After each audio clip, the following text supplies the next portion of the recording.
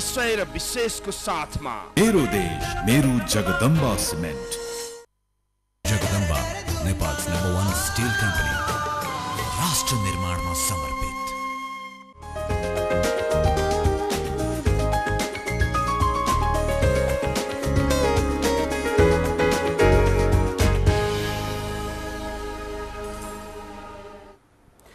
नमस्कार। कार्यक्रम व्यक्ति विषय र विशेषमा तपाईलाई हार्दिक स्वागत छ। म राजेन्द्र बानिया। मुलुकको सबैभन्दा जेठो, पुरानो र गरिबको अस्पताल वीर अस्पताल यतिखेर बिरामी अस्पताल बनेको छ। 11 दिनदेखि वीर अस्पतालका सेवा ठप्प छन्, बेडहरू खाली छन्। चिकित्सक नै आन्दोलनमा उत्रे पछाडि अख्तियारले समेत यसमा चासो देखाएको छ र चिकित्सकलाई काममा फर्कन आग्रह गरेको छ। स्वास्थ्य मन्त्रीले पनि मागहरूको सम्बोधन गर्ने गरी काममा फर्कन आग्रह गरे पनि आन्दोलन र चिकित्सकहरू आन्दोलनमा छन् अनि सिनियर चिकित्सकहरू क्लिनिकमा छन्। यसरी स्वास्थ्यमाथि खेलबाड भइरहेको छ राज्यबाट र सम्बन्धित निकायबाट। वीर अस्पतालको आन्दोलन के हो र केका लागि, यही विषयमा केन्द्रित रहेर आज हामी संवाद गर्छौँ र संवादका लागि आज हामीसँग वीरमा आन्दोलनको घोषणा गरेको संस्था रेजिडेन्ट एसोसिएसन अफ न्याम्स अर्थात् र्यानका अध्यक्ष डाक्टर मङ्गल रावल आज हामीसँग हुनुहुन्छ। डाक्टर साहब स्वागत छ।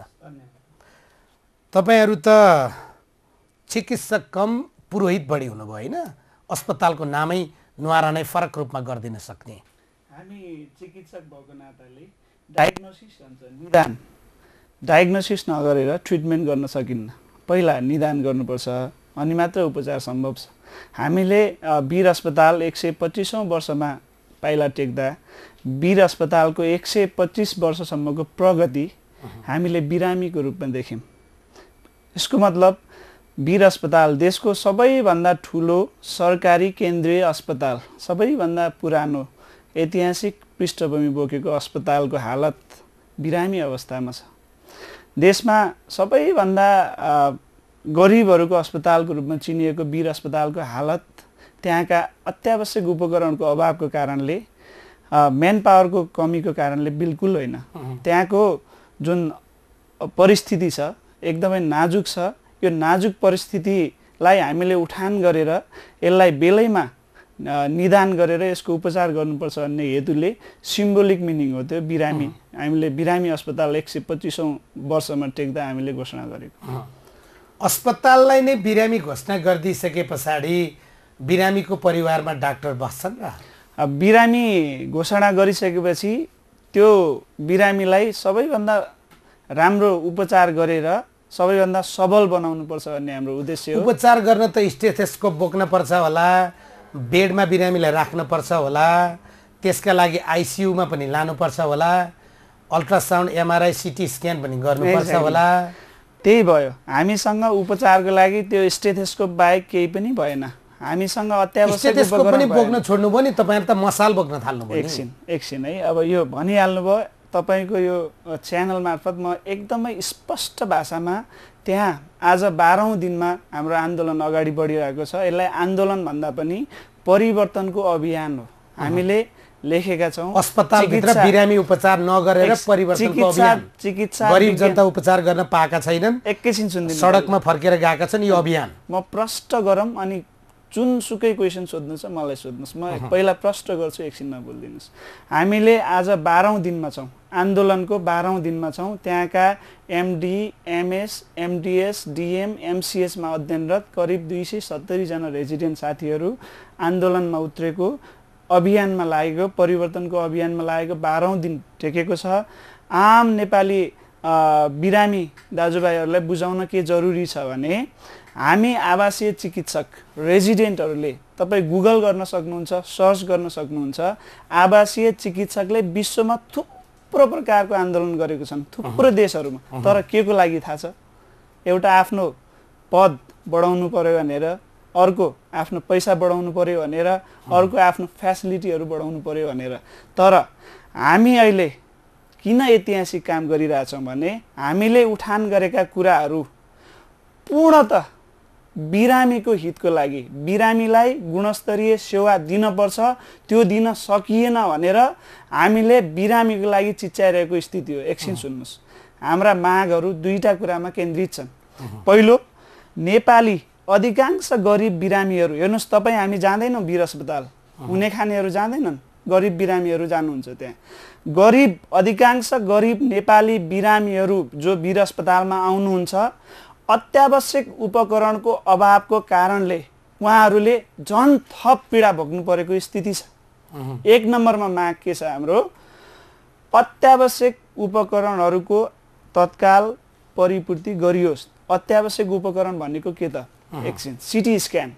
एउटा सिटी स्क्यान गर्न मान्छे 5 थप ताप्लेजुङबाट रोल्पाबाट दार्चुलाबाट आयो भने तपाईँ मानिलिनुहोस् कि एकजना हेड इन्जुरी मेरुदण्ड भाँचिएको बिरामी आयो भने त्यो वीर अस्पतालको इमर्जेन्सीमा छिर्छ। त्यो आफै पनि एउटा अलिकति सिरियस बिरामी हो। तर दुःखको कुरा, त्यो हेड इन्जुरी भएको बिरामीलाई हामीले त्यहाँ सिटी स्क्यानको अभावले, देशको केन्द्रीय अस्पतालमा एउटा सिटी स्क्यानको अभावले, दुःखको कुरा हामी डाक्टरहरूले हेर्नुहोस् 3-4 घन्टा कुनै प्राइभेट क्लिनिकमा सिटी स्क्यान गरेर ल्याउनुहोस् अनि अपरेसन गर्छु भन्नुपर्ने स्थिति छ। नाजुक छ एक। अर्को, इमर्जेन्सीमा एउटा एक्सरे, डिजिटल एक्सरे छैन। हेर्नुहोस्, फ्र्याक्चरको पेसेन्ट आयो, हार्ट जोर्नी भाँचिएको पेसेन्ट आयो भने पनि क्लियरली नदेखिने खाले एक्सरे छ। मैले ढाँटेको होइन, जोसुकै नेपाली गएर त्यहाँ चेक गर्न सक्नुहुन्छ। एउटा नेपालको कुनै पनि दुर्गम ठाउँको प्राथमिक स्वास्थ्य केन्द्रमा गरेको एक्सरे र वीर अस्पतालको इमर्जेन्सीको एक्सरेको क्वालिटी हेर्नुहोस्, यहाँको धेरै तलको छ। त्यही एक्सरेको लागि पनि 70% भन्दा बढी बिरामीलाई हामीले बाहिर गराएर ल्याउनुहोस् न प्लिज है, यहाँ राम्रो एक्सरे छैन भन्छौँ। 2, अर्को कुरा, हामीले अत्यावश्यक उपकरणको कुरा गरिराख्दा अर्को लिनियर एक्सिलेटर भनेको छौँ। यो चाहिँ क्यान्सर उपचारको लागि अत्यावश्यक मेसिन हो। दुःखको कुरा, म यो एकदम एकैछिन प्लिज नबोलिदिनु होला, प्रश्न पार्न जरुरी छ। लिनियर एक्सिलेटर भन्ने एउटा मेसिन हुन्छ, त्यो क्यान्सर उपचारको लागि अत्यावश्यक छ। दुःखको कुरा, हाम्रो राष्ट्रको प्रधानमन्त्रीज्यूलाई 2 चोटि क्यान्सर भएको छ। एउटा जिब्रोको क्यान्सर भयो, एउटा फोक्सोको क्यान्सर। सुखद कुरा, उहाँले पैसा अफोर्ड गर्न सक्नुभयो, बाँच्नुभयो। राज्यले गर्यो। अर्को, धेरै नेपाली बिरामीहरूलाई हामीले त्यही एउटा लिनियर एक्सिलेटरको अभावमा, त्यही एउटा स्टेरियोट्याक्टिक रेडियोथेरापी दिने मेसिनको अभावमा तपाईँको उपचार सम्भव छैन, घर फर्किनुहोस् भनेर मर्नलाई पठाइरहेको हुन्छौँ। वास्तविकता छ, त्यही नै गरेका छौँ हामीले।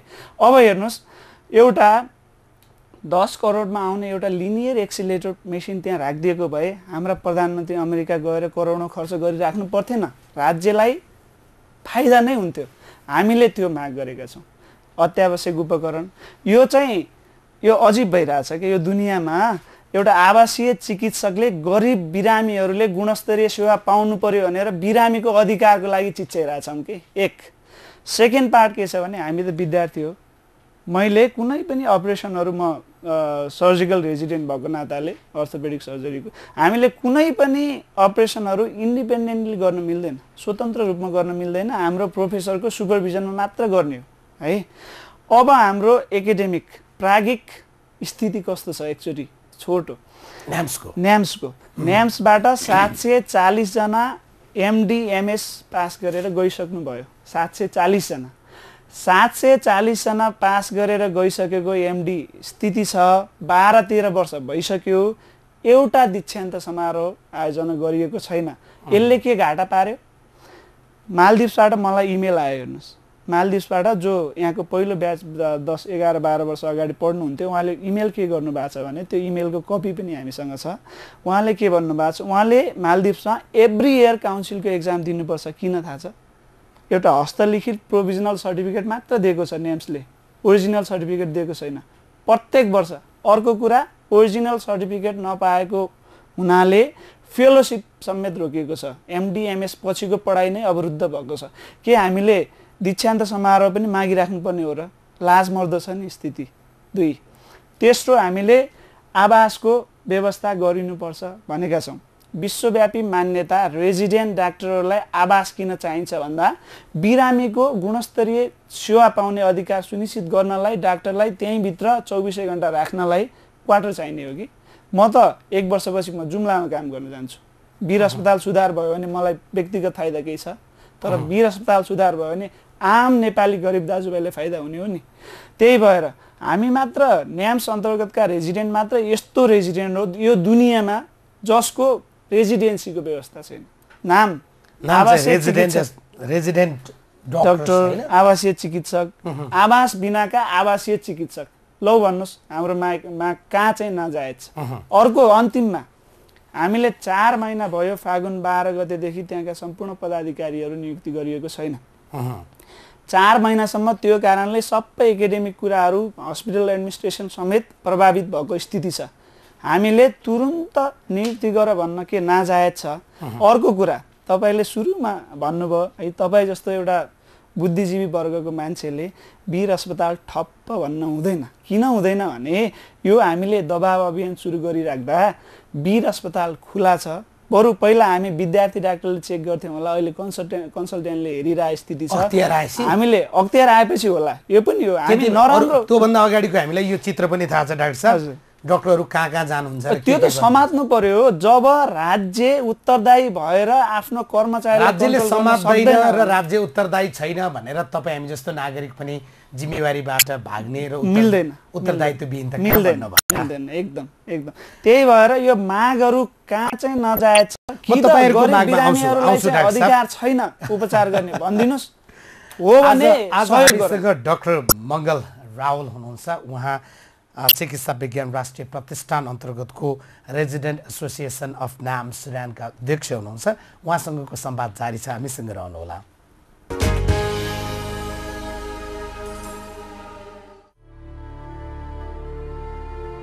प्रकोपले लुटेको खुसी,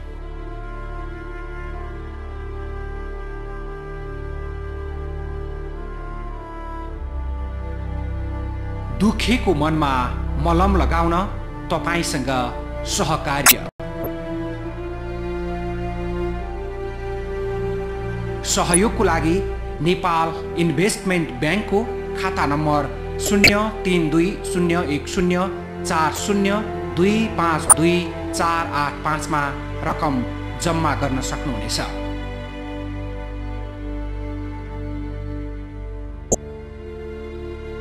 खाद्यान्न सहयोगको लागि सम्पर्क एभिन्यूज टेलिभिजन केन्द्रीय कार्यालय त्रिपुरेश्वर। Phone number 0142272222।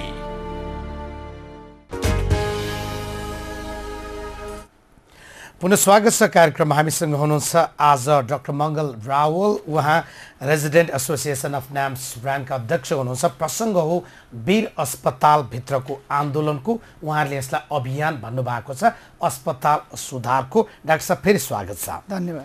तपाईँको अब माग जो तपाईँले हामी यो कामका लागि बढी केन्द्रित थियौँ भन्नुभयो, एउटा अत्यावश्यक उपकरण चाहियो होइन? हामीले पनि हाम्रा दर्शकलाई देखायौँ जसको तपाईँ खुट्टा भाँचिएको छ र अपरेसन गर्न पर्ने छ होइन, फ्र्याक्चरमा, त्यो चाहिँ अनुमानका भरा गर्न पर्ने। एक ठाउँमा गऱ्यो मिलेन भनेर अर्को ठाउँमा स्थिति त हामीले थाहा पायौँ। तर स्वास्थ्य मन्त्री र सरकारका तर्फबाट उपकरणहरूका लागि बजेट हामीले छुट्याइसक्यौँ भन्नुभएको छ, त्यो त सकारात्मकै होला नि? बिल्कुल यो हो भने सकारात्मक हो। हामी स्वास्थ्य मन्त्रीज्यूसँग हिजो बेलुका करिब 2 घण्टा जति मिटिङ बस्यौँ। त्यहाँ चाहिँ डिजी साहब हुनुहुन्थ्यो, सचिवज्यू हुनुहुन्थ्यो, अरू लिगल एडभाइजरहरू हुनुहुन्थ्यो, र्यानको प्रतिनिधिहरू थियौँ, वीर अस्पतालको निर्देशकज्यू हुनुहुन्थ्यो। त्यसमा एकदमै पोजिटिभ कुरो भएको छ। सुखको कुरो के छ भने अहिलेको स्वास्थ्य मन्त्रीले अहिले आएर एकदमै पोजिटिभ हाम्रो जुन अभियान साँच्चीकै परिवर्तनको अभियान रहेछ, हाम्रो विद्यार्थीहरूले उठाएको कुरा साँच्ची नै देशको सरकारी स्वास्थ्य संस्थालाई उत्कृष्ट बनाउनलाई रहेछ, गरिब बिरामीहरूलाई उत्कृष्ट सेवा दिन रहेछ भनेर रियलाइज गरिसकेको स्थिति छ। 12 दिन लाग्दो रहेछ हैन? 12 दिन लाग्दो रहेछ। अझै पनि थाहा छैन कति दिन लाग्ने हो। पूर्ण रूपमा अझै पनि हाम्रो सरकारवालाहरूले चाहिँ ध्यान दिइराखेको स्थिति छैन। अर्को के जानकारी गरौँ भने हिजो लगभग दिनभरि हामी प्रधानमन्त्री निवास बालुवाटारमा थियौँ। किन थियौँ भने अस्ति स्वास्थ्य मन्त्रीज्यूले स्पष्ट भाषामा सबै कुरा मैले फरवार्ड गरेँ, प्रधानमन्त्रीकोमा अड्किएको छ भनेको। तपाईँहरूको तेस्रो माग थियो पदाधिकारी चौथो नियुक्ति गर्नुपर्ने, चौथो माग। हजुर, त्यो विषय चाहिँ त्यो विषयमा हामी अब हलो अड्केको प्रधानमन्त्रीकोमा रहेछ भनेर रिपोर्टर्स क्लबमा भन्नुभयो। स्वास्थ्य मन्त्रीले भनेपछि उहाँ भन्दा अब प्रधानमन्त्रीकोमा जाउँ भनेर कान्ति बाल अस्पतालबाट पैदल हिँडेर शान्तिपूर्ण र्याली, कम्ती लगभग 300 जना रेजिडेन्ट डाक्टरहरूको र्यालीले हाम्रो बालुवाटार घेराउ सम्पन्न गर्यो। हामी 6 जना भित्र फोन गरेर सचिवज्यूलाई, उहाँको पिएलाई फोन गरेर जान खोज्यौँ। त्यही पनि एकदम गाह्रो मानेर उहाँले बोलाउनु भयो, गयौँ। दुःखको कुरा भन्नुपर्छ, मैले एउटा केही इन्च पनि बाङ्गो नबनाएर भन्छु, प्रधानमन्त्रीको स्वर्गीय सचिव धेरै हुनुहुँदो रहेछ, 1-2 जना होइन, 7-8 जना सबैलाई भेट्यौँ। तपाईँले थोरै भेट्नु भएको छ। हाम्रा प्रधानमन्त्रीहरूले 46-48 सम्म आफ्नो स्टाफ राख्नुहुन्छ त्यहाँभित्र, राख्नुहुँदो रहेछ। जति भेट्यौँ हेर्नुहोस्, हामीले 12औं दिनसम्म गरिब बिरामीहरूको लागि लडिएको आन्दोलन 12औं दिनमा, हिजो 11औं दिनमा थियो। 11औं दिन हुँदासम्म ती सचिवहरूलाई एबीसीडी पढाउनु पर्ने भयो। दुःखको कुरा, वीर अस्पतालमा आन्दोलन छ भन्ने थाहा रहेछ, थाहा रहेछ, न्युज सुन्ने, आन्दोलन छ भन्ने थाहा, द्याट्स इट, अरू थाहा छैन। डिटेलमा गएर त्यसको गहिराई, त्यसको सिरियसनेस पटक्कै नभएको स्थिति। एबीसीडीबाट यो माग यो कारणले उठान गर्यौँ भन्छौँ, एउटा सचिवलाई, स्वर्गीय सचिवलाई, उसलाई काउन्सिल गर्न आधा घन्टा लाग्छ, फेरि अर्को कहाँ आउँछौँ, फेरि एबीसीडीबाट स्टार्ट गर्नुपर्छ।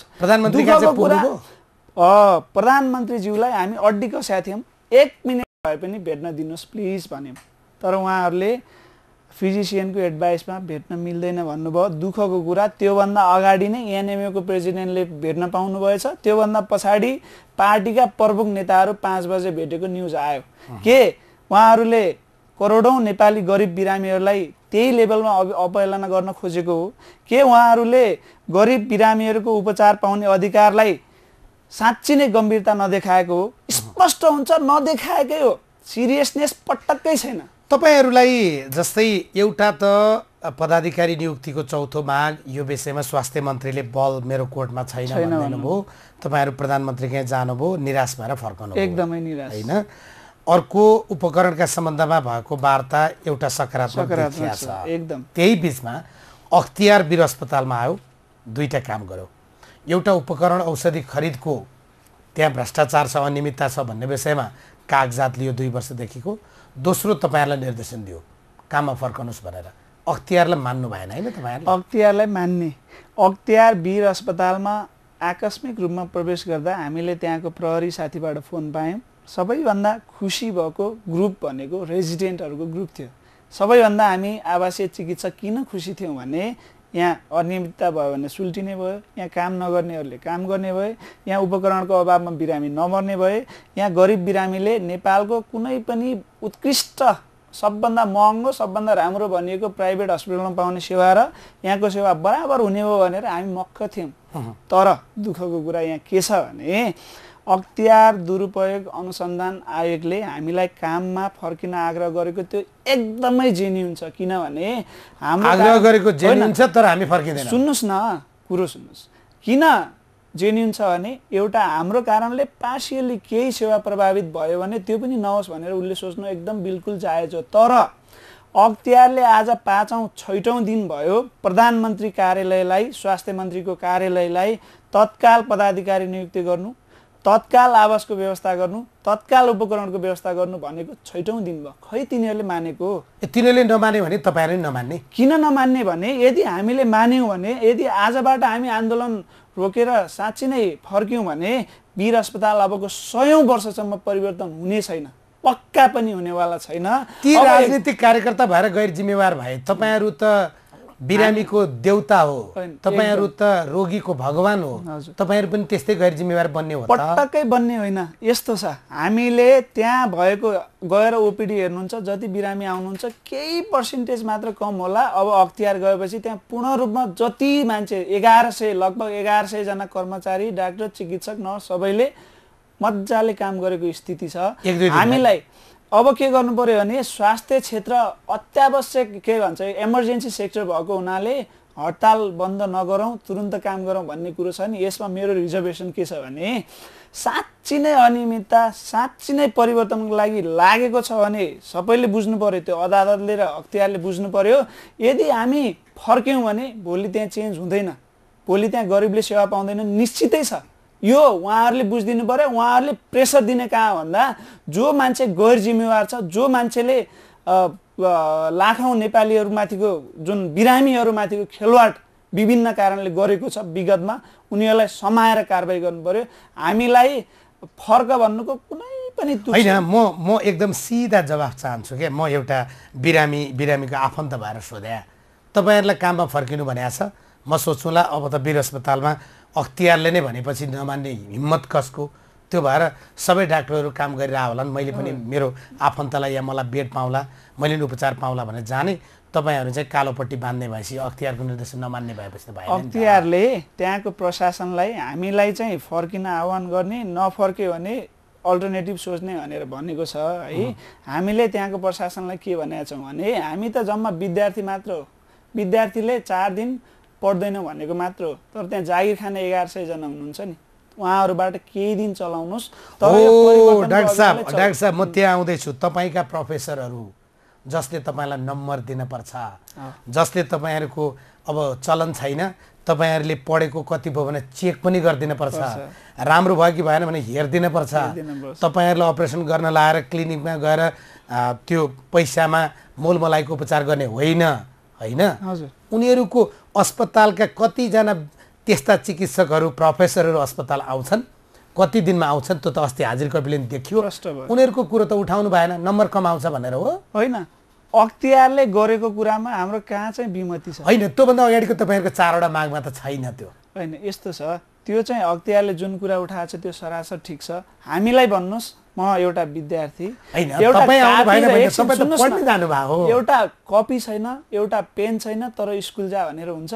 उपकरण छैन, सबै अभाव छ। मैले तपाईँको कुरा भनिन होइन, उहाँहरूको एकदम तपाईँहरूले जो माग उठाउनु भयो मैले सम्मान गरेँ तपाईँहरूको मागलाई होइन। किनभने बिरामीको उपचारका लागि सिटी स्क्यान ल्याइदेऊ, एक्सरे मसिन ल्याइदेऊ होइन। तपाईँहरूले जो भन्नुभएको छ, तपाईँहरूले चाहिँ लिनियर एसिलेटर ल्याइदेऊ भन्नुभएको छ, त्यो एउटा पाटो भयो। तर तपाईँहरूले भन्नु भएन हामीलाई सिकाउने डाक्टरहरू क्लिनिकमा होइन अस्पतालमा आइदिउन्, न्याप्समा आइदिउन्।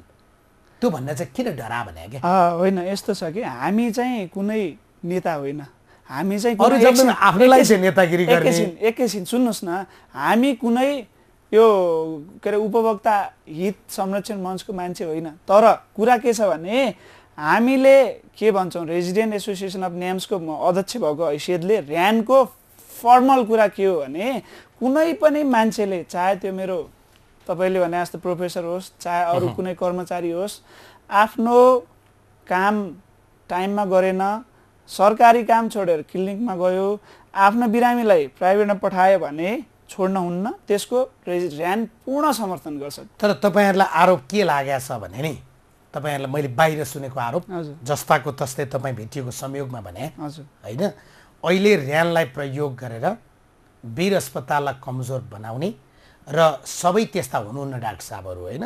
हामीले फेरि डाक्टरहरू भन्दा उहाँहरूलाई चित्त दुख्ला, तर केही कुसित मानसिकताका डाक्टरहरू आफ्नो निजी क्लिनिक चलाउनका लागि तपाईँहरूलाई गोटी बनाइरहेका छन्। यो बिल्कुल यति हाँसो उठ्दो कुरो छ। हेर्नुहोस् किन छ भने हामीले त all India institute of medical science AIIMS एसियाको नम्बर 1 संस्था हो, त्यो 100% सरकारी हो र पनि त्यहाँ 100% फ्री ट्रिटमेन्ट हुन्छ र पनि बेस्ट छ के। हामीले एम्स जस्तो इन्डियाको राजधानी यस वीरलाई एम्स जस्तो बनाऊ भनेका छौँ। हामीले यति कुरा गर्यो भने वीर नेपालको नम्बर 1 संस्था हुन्छ भनेर लड्ने मान्छेलाई प्राइभेटाइजेसनलाई हामीले बढुवा दिएको भन्न मिल्छ? त्यो त बिल्कुल हाँसउठ्दो कुरो छ। तपाईँका प्रोफेसरहरूले समर्थन गर्नुको कारण त केही होला नि त? होइन, समर्थन गर्नुको कारणको कुरा भन्दा पनि तपाईँले जुन क्वेसन गर्नुभयो नि, प्राइभेटाइजेसनलाई चाहिँ प्रमोट गर्नलाई हो कि? प्राइभेटाइजेसन पनि होइन, उहाँहरूको क्लिनिक चलाउनलाई। क्लिनिक त छ, त्यहाँ सिटी स्क्यान आयो भने उहाँहरूको क्लिनिकको सिटी स्क्यान बन्द हुन्छ, त्यहाँ लिनियर एक्सिलेटर आयो भने उहाँहरूको क्लिनिकको लिनियर एक्सिलेटर बन्द हुन्छ, त्यहाँ सिएम आयो भने बाहिर प्राइभेटमा अर्थोपेडिक सर्जरीहरू हुँदैन, त्यहाँको डाक्टरहरू राम्रो भयो भने भोलि गाउँमा सरकारी डाक्टरहरूको गुणस्तर बढ्छ, सरकारी स्वास्थ्य संस्थाको गुणस्तर बढ्छ, अनि क्लिनिकहरू त आफै सुकेनन् र भने झन् क्लिनिक सुकाउनलाई पो आन्दोलन भयो त होइन र उल्टो बुझ्यो। त्यसो भए उहाँहरू चाहिँ के आफ्नो खुट्टामा आफै पञ्चर हान्दै हुनुहुन्छ? तर उहाँहरू पनि मूर्ख हुनुहुन्न। उहाँ त्यत्रो धेरै पढ्नु भएको छ, जेन्युन इस्युलाई जेन्युन भनेर मात्र सपोर्ट गर्नु भएको जस्तो मलाई लाग्छ। अस्पतालको सेवा तपाईँ भन्नुहुन्छ अस्पताल चलिरहेको छ होइन, दृश्य तपाईँले भने जस्तै पनि छैन, किनभने एउटा हल्लाले पनि मानिसलाई असर गर्छ। एक त तपाईँले उपकरण छैन भनिदिनु भयो, त्यो एउटा चिज भयो, छैन भने त छैन भन्नु होइन, त्यो एउटा चिज भयो। त्योभन्दा अगाडि भन्नुभएको थिएन, मान्छे गइरहेको थियो क्या, हजुर, विकल्प नभएपछि के होइन। अब कहिलेबाट वीर अस्पताल सुचारू हुन्छ कि आन्दोलन जारी राखिराख्ने?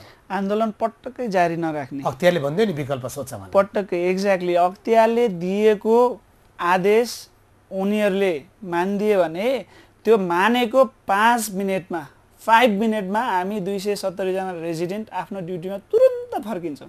हाम्रो सपना के चाहिन्छ त्यसको लागि के चाहिन्छ? उपकरणको लागि लगभग राम्रो कुरातिर गइरहेछ।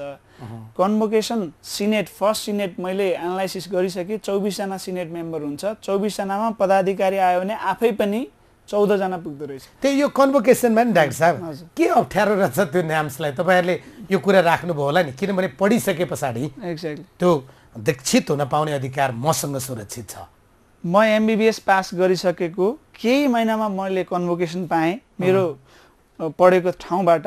तर दुःखद कुरा यो अहिलेसम्म किन कन्भोकेसन भएन भनेर विगतका पदाधिकारीलाई सोध्न बेटर हुन्छ मलाई भन्दा। होइन, उनीहरूले जवाफ के दिए मात्रै सोध्नु। उनीहरू त नालायक भए, उनीहरूले केही गर्नै सकेनन्। उनीहरू त बिल्कुल नालायक भए। न्याम्सतिरको पदाधिकारीहरू, एकाडेमिक सेक्टरको पदाधिकारीहरू बिल्कुल नालायक भए, गर्न सकेनन्। उनीहरूले गरेको भए यो स्थिति पटक्कै आउँदैन थियो। उहाँहरू क्यापेबल भइदिएको भए हामीले यो रोएर सङ्घर्ष बिरामीहरूको लागि गर्न आवश्यक। तपाईँहरू रुवा नभनौँ न, बिरामी रुवा भनौँ। बिरामीको लागि हामी रोइरहेको स्थिति हो। अझै तपाईँ कन्भिन्स हुनु भएन? बिरामी नै रोइरहेछन् नि। बिरामी रोइरहेछन् भनेर उहाँहरूले राम्रो सुविधा पाउनु भएन भनेर हामी चिच्याइरहेछौँ, मान्नुहुन्छ नि? बरु त्यसो भनौँ, त्यही नै हो।